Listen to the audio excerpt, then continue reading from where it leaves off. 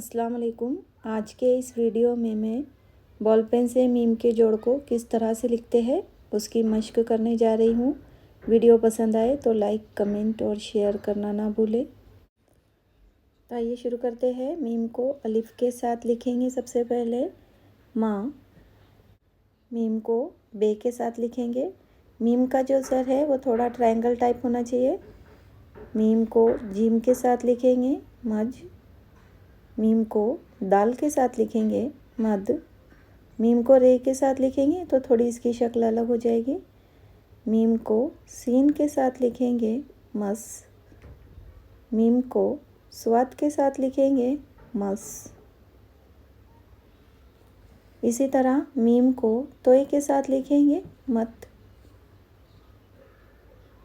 Meme को ऐन के साथ लिखेंगे माँ। मीम को फे के साथ लिखेंगे मफ। मीम को काफ के साथ लिखेंगे मक। मीम को छोटे काफ के साथ लिखेंगे मक। मीम को लाम के साथ लिखेंगे मल।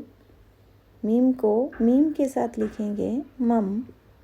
मीम को नून के साथ लिखेंगे मन। मीम वाव मो। मीम लाम अलिफ मिला। मीम या मी।